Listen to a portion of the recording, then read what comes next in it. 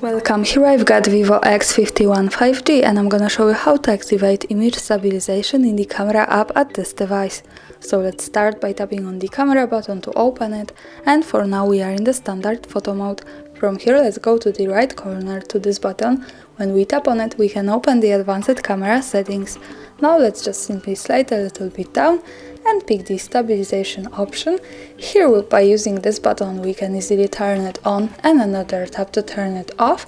Now let me keep this turned on, and this option gives us this circles with the white ball inside that can show us if our image stabilization is correctly adjusted. So let me keep this turned on. Let's go back to the camera to see it, and as you can see here we have these rings and white ball inside.